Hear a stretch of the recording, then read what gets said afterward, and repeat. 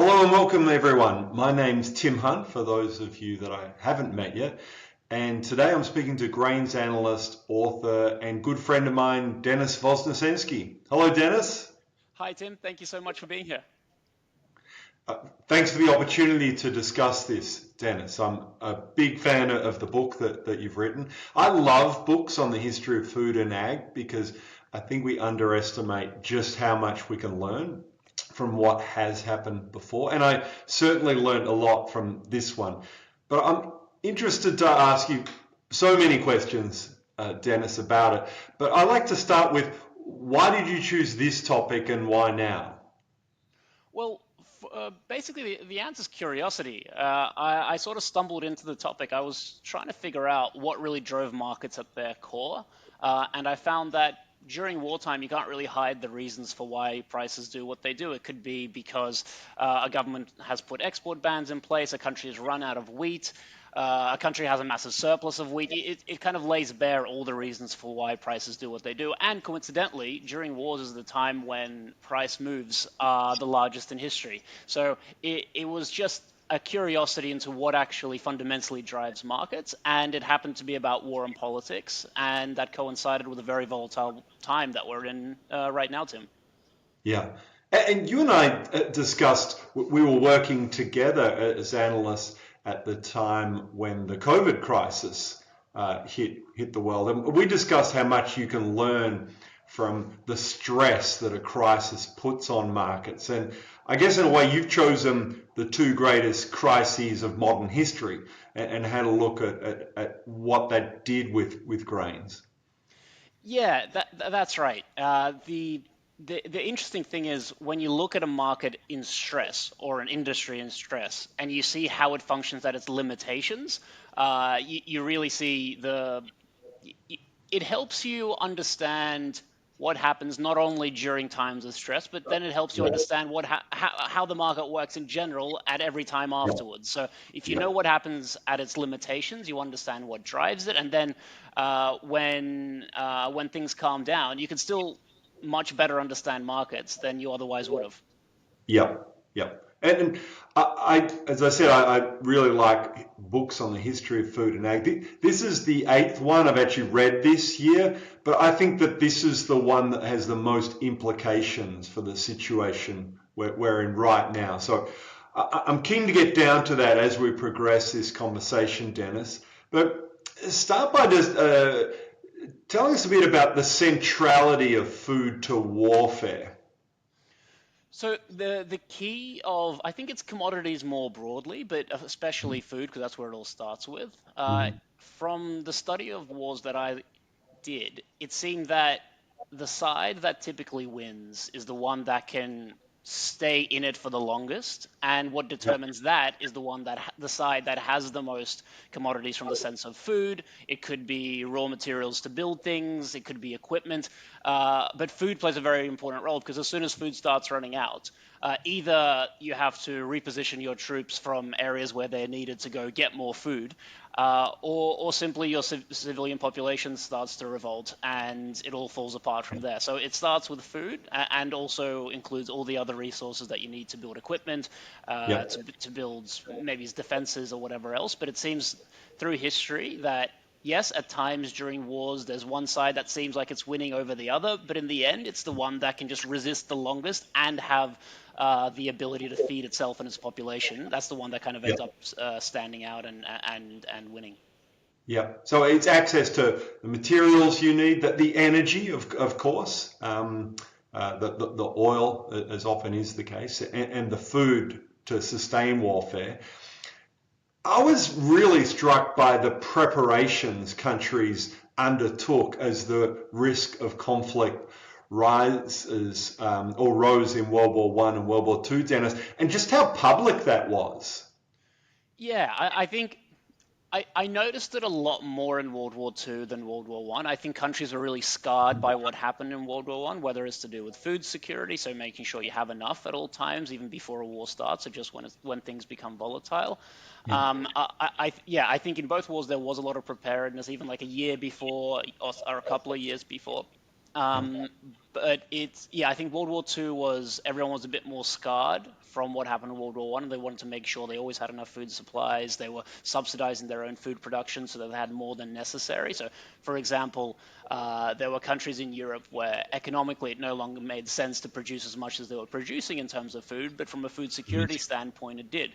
It actually ended up causing a massive global glut of grain, but at some point, food security starts trumping economics.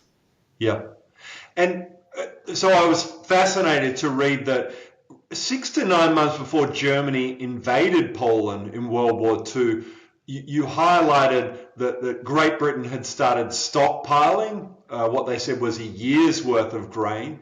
And then almost to trump that, Germany came out and said they'd stockpiled 2 years of grain. So quite a lot of preparation for this ability to feed themselves in times of what looked like an increasingly likely war. I was interested in this concept of when, as you approach war and war breaks out, you stop trading with those who look like they're going to be on the other side of things. And in particular, it seemed there are instances such as Australian shipments of wheat to Japan, where that trade really kept continuing until almost the day war had broken out. Yeah, that's right. There was two points that really stuck out from my research. One was in the lead up to World War One, when Canada was sending wheat to Germany, and it turns out that it was, well, there were only guesstimates at that point, but the newspapers were saying that it could have been as much as a year's worth of supply for Germany of wheat, and that Yep. was happening right up to the point where the war actually started, so just before it had stopped. Yeah. And in the case of Australia, there was even there was port workers who were saying we're going to refuse to send it to Japan because their view was that geopolitics is getting worse. What if we end up in a war with Japan? And then the prime minister came out and said it's not your place in society to dictate our foreign policy. And initially you may think, oh, that's not good, and we should have stopped selling before. But it's nice to think about it in hindsight. Whereas at the time, the objective is to prevent further escalation. And if you suddenly say, we're not going to give you any more food, or we're not going to give you any more raw materials for whatever else, the fear is that you're just going to raise tensions even more and raise the probability of a conflict because it wasn't certain back then. Yes. And I guess it just highlights how important that lever is. Once you start saying, we're not going to send you food anymore, it's almost tantamount to a declaration of war. Well, in some circumstances, yes, and it definitely looked like that in World War One and World War Two. Um, it's not always the case, and we've seen, for example, more recently, we've seen trade wars. So last time President-elect True. Donald Trump was in power, we saw trade wars, which didn't end up in a physical confrontation. Yeah. But in those times, it definitely did. So it got to a point where you start restricting more and more, and the kind of the disguise comes off of your preparation, and it kind of all starts falling together. And you're like, oh, okay, so clearly this is going Yeah. in one direction. Yeah. And Dennis, one of the things you do a really good job of highlighting is how vulnerable grain supply chains are when war breaks out. Talk us through some of the key points that are most exposed and difficult to keep running when you see certainly a multi-regional war like this. Well, the biggest vulnerability to supply chains is freight.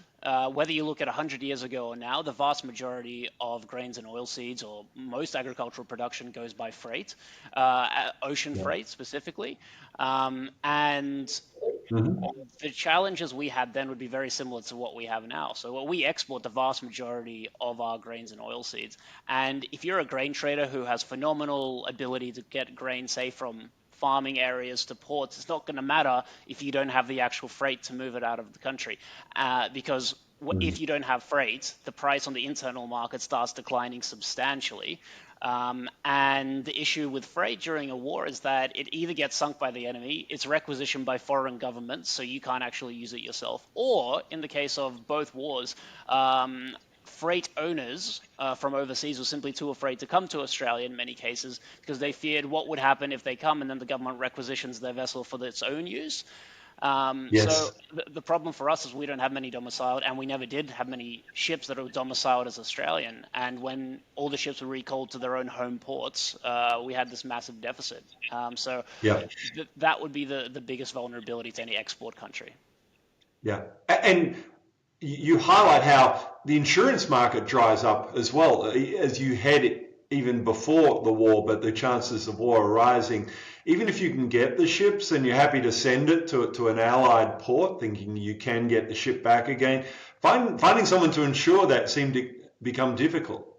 That's right. So, yeah, there's two interesting things. One from World War One, one from World War Two. The obvious one is that as soon as the war starts, freight and insurance skyrockets. In some cases, there's just no insurance anymore. And what the government eventually has to do is, well, it sees that the whole grains industry is grinding to a halt. And the reason is, think about it. Let's take the example of the US sending something to the UK. So, like corn or wheat or whatever else. The sellers in the US do not want to take the risk of moving the freight themselves. So they would sell it on the basis of at the port in America. They're not willing to sell it on the It's basis yours, come and get it. yeah, if you want it, you can get it. And then the British would be, at least initially, say they said the opposite. They said, no, we'll only buy it if it's delivered to us. Obviously, their bargaining negotiation or their leverage isn't as high as America's because they were so much closer to the war. But eventually, that sort of attitude caused the whole industry very quickly to grind to a halt, and governments had to start getting involved either in the buying and selling of grain or insuring of vessels or literally moving it themselves. Yeah.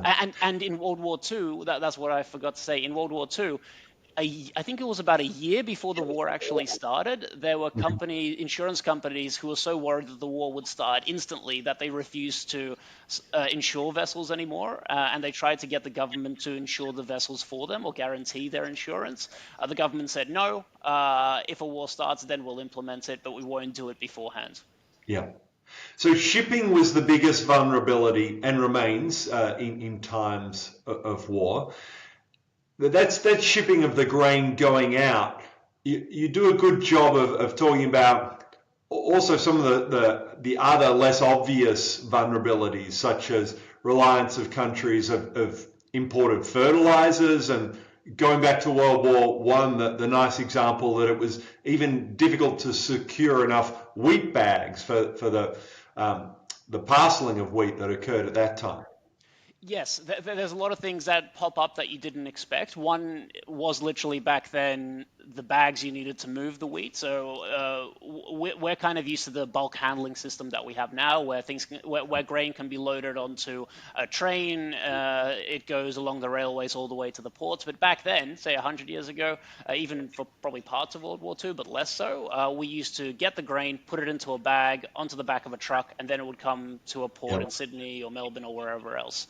Yep. So there are things like that that pop up, and the interesting thing is that there were actually a couple of scenarios where there ended up being a surplus of grain globally on a balance sheet. So on paper there was a surplus, but because the freight wasn't there to actually get it to where it was needed, there were still very very high prices, especially in the Yep. regions where it was needed, like war-torn Europe.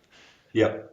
And other things that seem to come up included in some regions shortages of rural labour, particularly outside Australia, where farmers were sent off to fight in wars, and also the high degree of price risk you talk about faced by farmers that led to some reluctance to, well, do we really want to produce more when we don't know are we going to be able to ship this out of the market or not, or onto the market or not? So with these risks, these vulnerabilities of things like shipping, imported inputs, price risk faced by farmers, how did the governments respond to that to make sure that they did have enough grain in a time of war? So the objective of Australia was to be able to supply the war effort. Now the ability to get freight, it was something that constrained us from doing so. But the government realized that eventually the freight would be there, and when it was, the Allies or the masses of refugees in Europe that were being freed, they would need our wheat. It's important from a humanitarian perspective. It's important from a political perspective, from an influence perspective. But more importantly, you need to supply the Allies so that they could actually win. And the government also realized that you couldn't simply switch off the farming industry for the time where freight wasn't available. So it's not like the farming industry isn't like a factory. You can't just switch it off and then start producing when freight was available. They knew that if they did switch it off, farmers would eventually leave the industry, and the industry would just slowly shrink further and further. And it's very hard to build up a farming industry once it's shrunk. The people leave, the people with expertise are no longer there, and it's hard to ramp production back up. It's not as easy as getting a new person onto the farm and saying, okay, you can sort all this out now, can't you? It's a lot harder. The farmers who are there and have been there for generations, they know how the land works properly. They know exactly what agrochemicals, what fertilizers they need. So the government just nationalized the industry. They said, farmers, you're going to get a minimum price. Keep farming. We're gonna buy your grain every single year until the point where we can actually move the grain out of the country or the war ends. You keep producing. It told grain traders that you're now logistical companies moving grain from point A to B on the behest of the government. And then it got a handful, so basically two companies to organize all the freight, to organize all the freight for Australia, and then the government allocated to the states according to their needs. And they did that to avoid the states bidding against one another. Yeah. And I couldn't help but think as I read it, Dennis, of the European dairy industry before the CAP reform process, because you were coming in Australia and setting minimum wheat prices to encourage people to grow. You were buying the wheat as the government, centralizing the storage and movement of grain. It became coordinated centrally. It started to look a lot like a European-style agricultural system 20 years ago, and something that Australia has really been an anathema to Australia, certainly in the time you and I have been working in the industry, that extent of government involvement. Yeah, and the thing that surprised me when I was looking into this, and I think it surprises me less now because there's more and more government intervention in markets just generally around the world, not just agriculture, but more broadly in our economies. But when I was looking into this, I was seeing how quickly and how much governments got involved when there genuinely is a crisis that threatens national security, and it is so fast. Like you in World War One, it took a little bit of time because the government was figuring out how to best do it. In World War Two, it's like they had a blueprint from World War One and they implemented it within a couple of weeks or instantly when the war began. And it just amazed me that, yes, you and I, we're used to this global free market, free trade flows. Governments don't really get involved. They let the private sector do its thing. And then how quickly it can all change when the government goes, that's enough. We're stepping in. It's too critical to let the private sector do it. Yeah.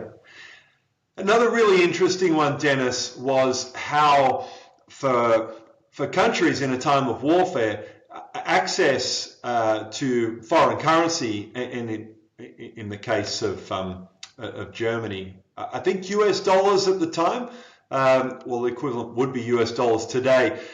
Countries run out of foreign currency and can't necessarily purchase using that. And Germany took a pretty novel approach for paying for goods at a certain stage of World War II, Dennis.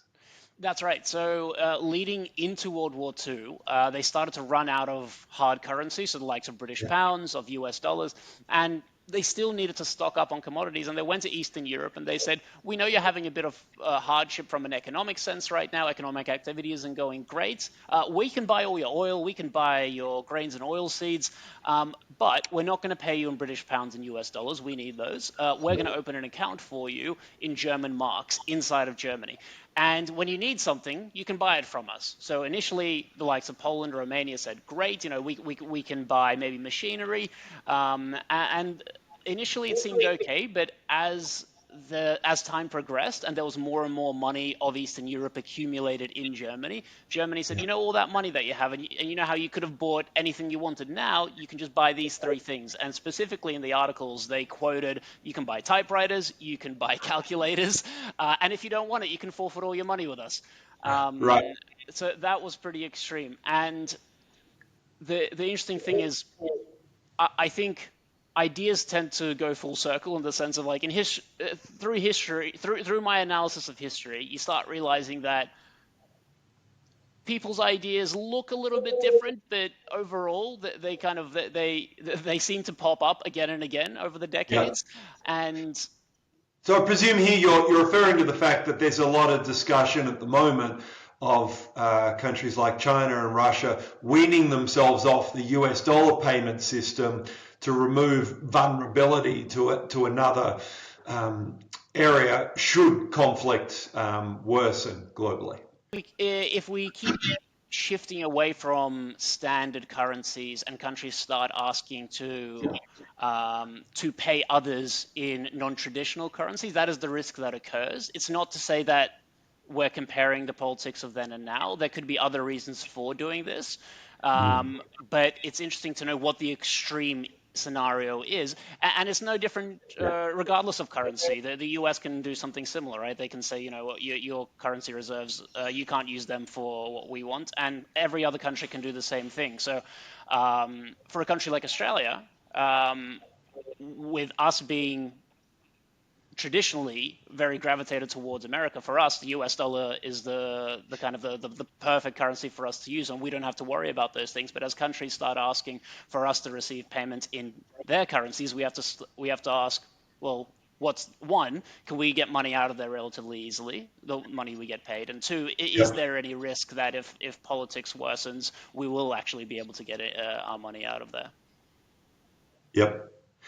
Dennis, you covered several really important events in the war that I hadn't realized were so tied to uh, the importance of securing or maintaining the flow of grains in the world at the time.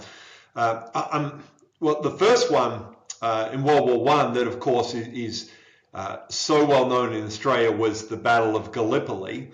Uh, Australia and New Zealand fought in together. Uh, that is, of course, almost a mythical event in terms of it's assumed almost mythical proportions in our psyche as a birth of nation almost. But less known, I think, is actually that was linked to maintaining grain supply chains at the time, wasn't it? Part of the reason, yes, I think there was, of course, other military reasons. I've heard, for example, Churchill wanted to open up another front. But one of the things that I found when researching from a commodity perspective was that the UK was starting to run out of wheat. It imported a lot from Argentina, but Argentina started to run out. We in Australia barely had any wheat left because we were in a horrific drought. Our production in the first year of war collapsed 70%, and then when we finally started producing more, we couldn't actually get it out of the country due to a lack of freight. And the US had its own supply issues. So the UK was getting to a point of, oh, do we have to start rationing food soon? Are we going to have food shortages? And what would basically happen, what led to that, was that a third of the world wheat reserves were where the Russian Empire was. And when the Ottoman Empire got involved in World War One, it blocked the Dardanelles. So it blocked the route from the Black Sea into the Mediterranean. So Russian wheat basically couldn't get out anymore. The vast majority, just like now, used to go through its Black Sea ocean ports, and Yep. it couldn't get through where that Bosphorus Dardanelle area is in present-day Turkey, and it blocked off a third of global wheat reserves. And the British and the French said, well, we definitely need to get those out. Where else are we going to get our wheat? So that was one of the contributing factors to them deciding to go to the Dardanelles and try to break them open. Yep. And Dennis, another one, a well-known theatre of warfare was North Africa.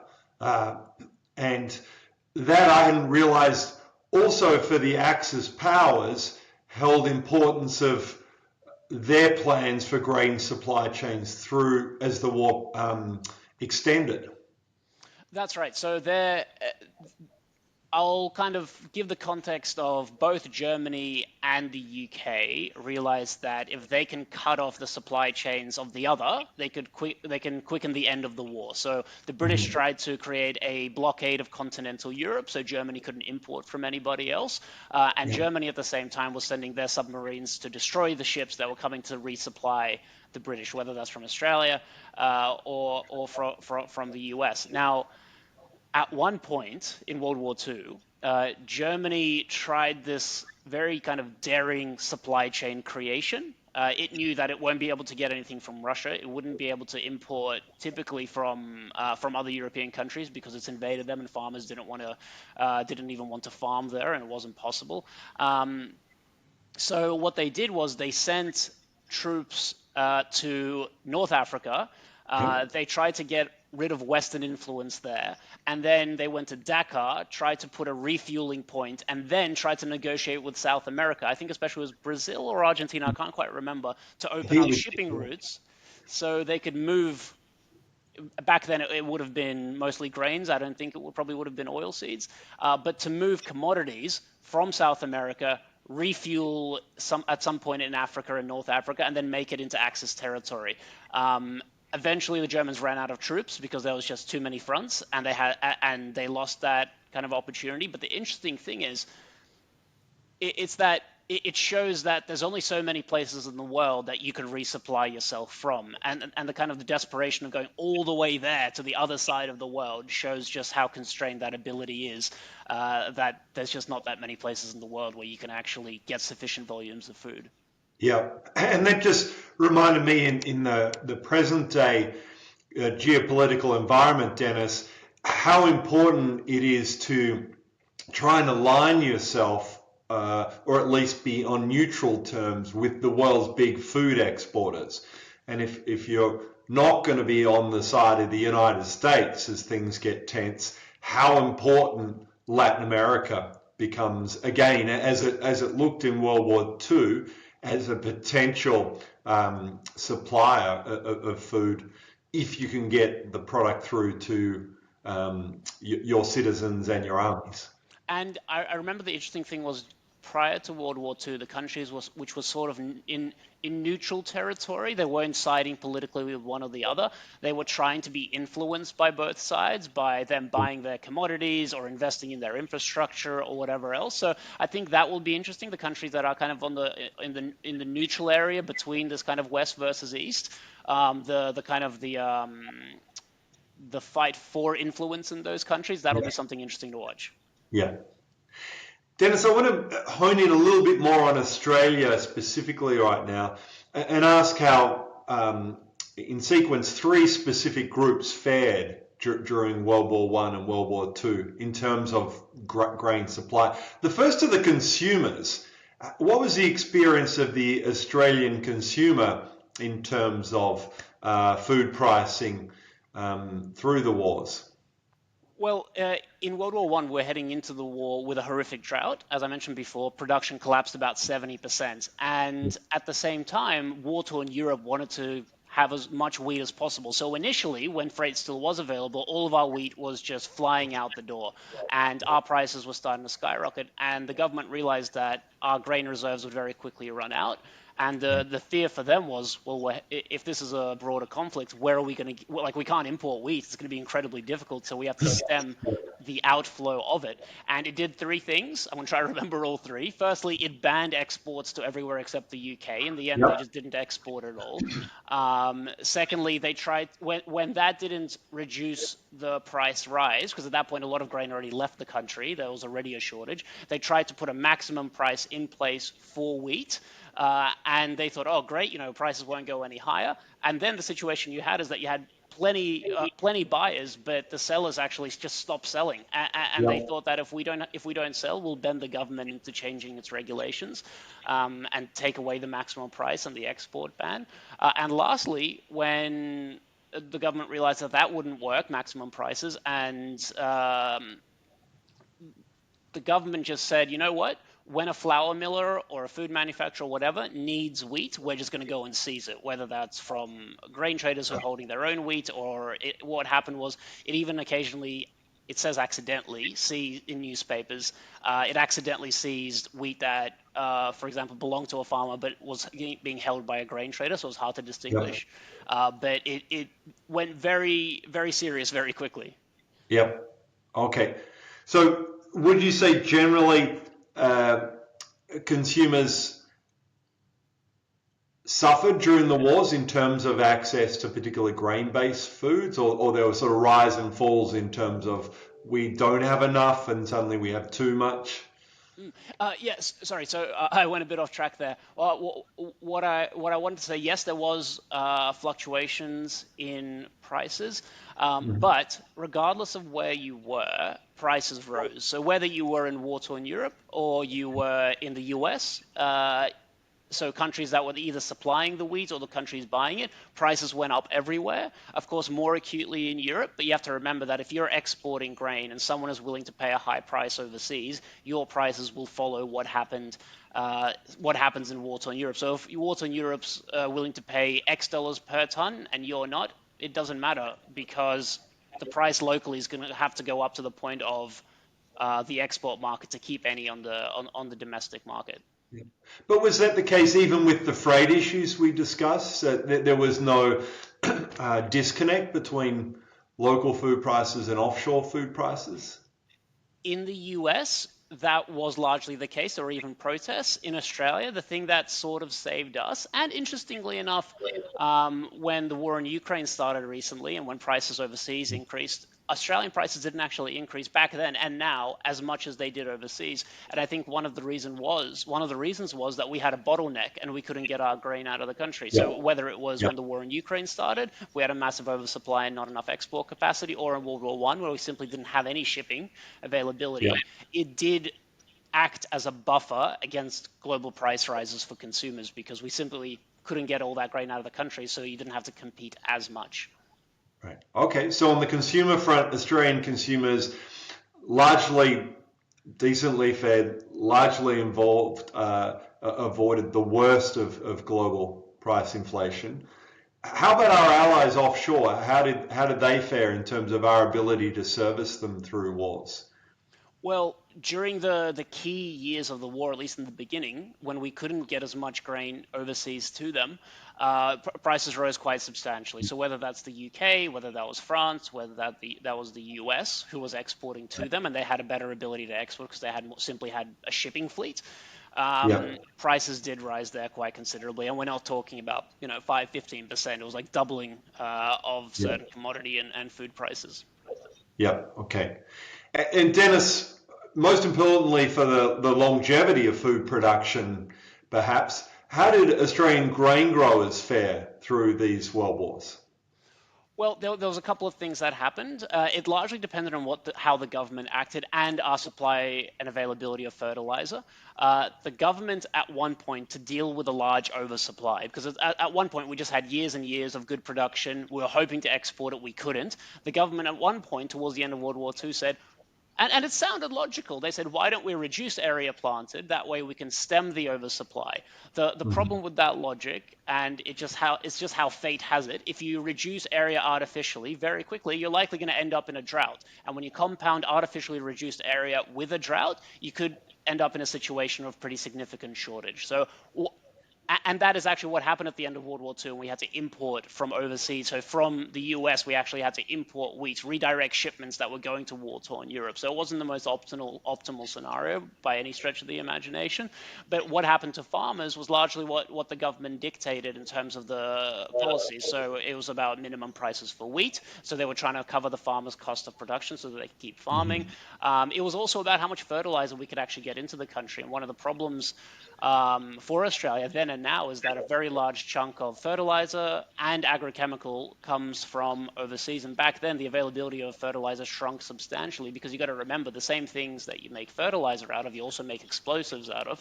And the places that we used to import from partly wasn't friendly to us, partly it was actually we had an area where we used to get fertilizer offshore, and that was taken by the enemy. And when you don't have enough fertilizer, your production can decline quite substantially. And I Yeah. think that's something we get a bit complacent with. I remember when COVID started, there was talk about, we produce far more than we could ever consume, which is true, assuming we can get the agrochemical and the fertilizer that we actually need.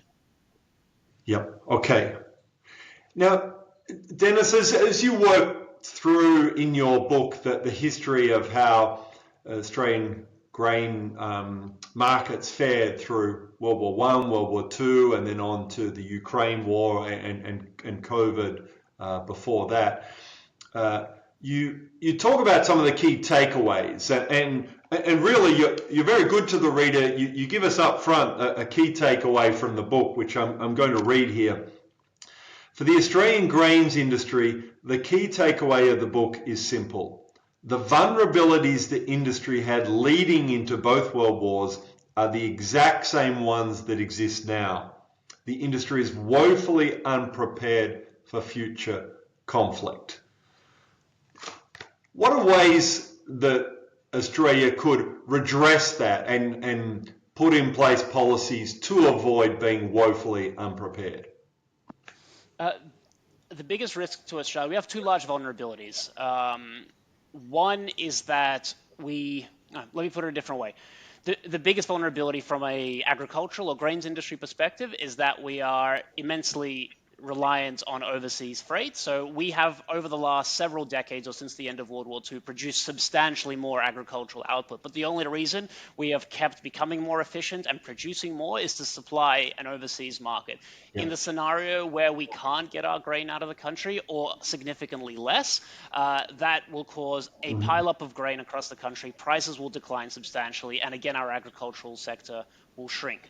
The government tried several ways to address a shortage in the past, and they did that by trying to largely increase local demand. So, for example, they said, let's increase the amount of animal protein we make from grain, because it takes, as an example, 12 kilos of grain to produce 1 kilo of beef, and you can get 1 kilo of beef out of the country easier than you can 12 kilos of grain. It's just, from a freight perspective, it's better.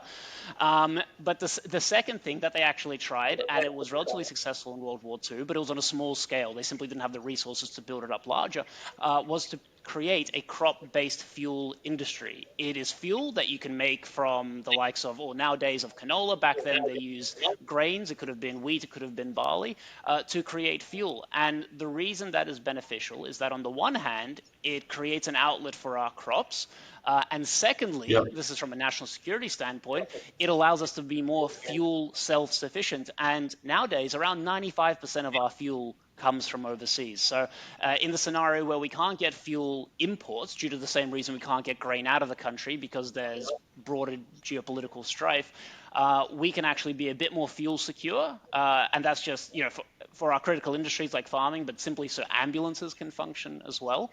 And if we then step aside and go away from all the doom and gloom and assume, where geopolitics might actually get better, we aren't going down that path. The other benefit is that, one, we don't have to rely on what other countries are demanding in terms of how we farm here locally. We can make our own rules and say if we don't want to export to overseas, whether that's Europe or wherever else, because we don't like the regulations that are coming in place, we can use more locally and create this buffer against the rest of the world. And secondly, a crop-based fuel industry, so biofuels, will actually help us decarbonize our economy and help us meet our Paris Agreement targets more quickly. Okay.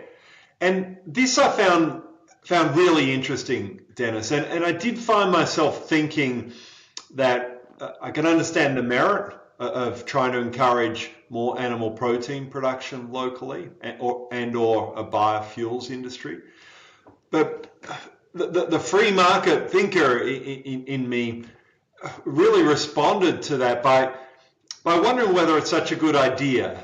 I wonder, firstly, was the cost of World War I and World War II really so high in terms of our grains industry? We had 2 world wars in 25 years, but as you said, the population didn't starve, our farmers didn't go broke, we survived the worst pandemic in at least 50 years without too much damage, really.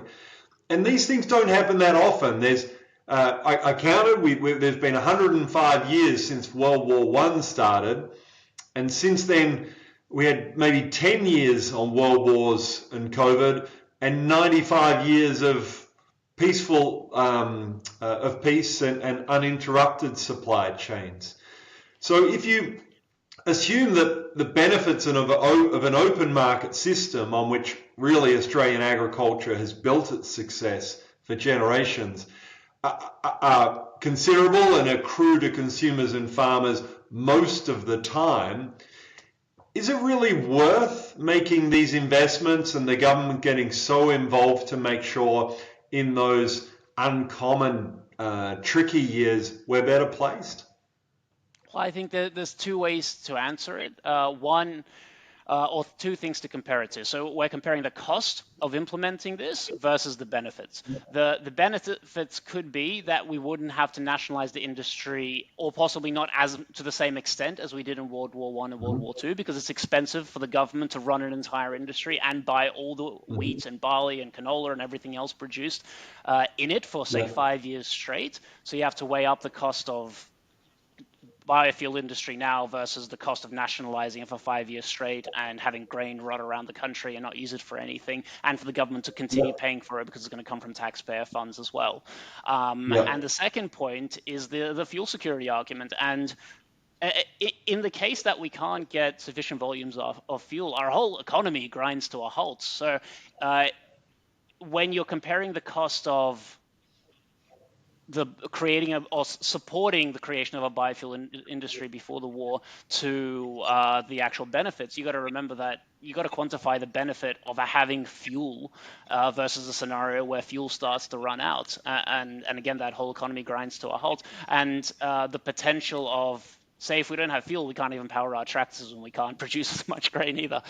So it's I think it would allow the industry to continue functioning, and it would support us from a fuel security standpoint, and that is what has to be quantified and factored into the equation. And the other thing is, we have looked in the past in World War One and Two, right? And we did survive through that, like you said. But that never guarantees that everything's going to be fine in the future. And ensuring that we have fuel in the scenario of a broader conflict or just geopolitical strife when we can't get fuel from overseas, you have to remember that, like, there's pivotal points in history where things can change very quickly, and that includes our own security. So ensuring we have that fuel security and our ability to keep producing food to supply allies and ourselves, I think that's pretty critical. Yeah. How do you think that will play in terms of maintaining open markets, Dennis? We, as you know as well as I do, export around 2/3 of our food and agriculture, and in Australia, more of the grains. We constantly try and improve our market access offshore and paint ourselves as a reliable supplier to countries and say, you don't need to be food self-sufficient. We will supply it to you and you can count on that. How does it play as we try and keep markets open, advocate for free trade, if we go down a route of industrial policy where we're going to put it into fuel locally, have less grains to export and feed others, so that we look after ourselves in times of crisis? Well, the first thing we have to remember is that it's all a matter of how much we actually want to use locally for biofuel. So we don't have to run the entire economy off it, but at least we have a buffer of a certain percentage of our fuel can be biofuel. Secondly, the vast majority of all the canola we produce ends up going to Europe, where it is used in biofuel already. So we would simply be redirecting it for using it ourselves. Because if you think about it now, say we produce 5 to 6 million tons of canola, 5 million of it will go overseas. The vast majority will go to Europe. They'll crush it into oil and meal, and the oil will go towards biofuels anyway. So we'll be kind of redirecting it to be used locally. And thirdly, in a crisis, every government's objective is to look out for its own people and make sure that they have enough food, they have enough resources. Because from a government perspective, that's the most important thing, right? Making sure you survive and your country survives. So I think if we take the example of canola, we already use it for biofuel in Europe. Why don't we just use it here instead? And secondly, what we have to remember is that all countries start looking out for themselves first, especially when there's a crisis. So we have to at least have that like a plan in place, I think, so we can figure out how that would look. At least if we don't want to do it now, at least so we know how that would look and the consequences Yeah. of not doing it. Okay. So have you sent the book to Canberra, Dennis? I've been sending it to a few places, one of which I hope it'll eventually get to Canberra and someone will read it. So yes, definitely an objective to get it there. Okay, okay. They need to see it if we're going to change this policy. Hopefully. Uh, yeah. Dennis, congratulations on the book. I thought it was not only enjoyable, but it also makes a contribution to our understanding of how grain supply chains work and markets function in times of conflict.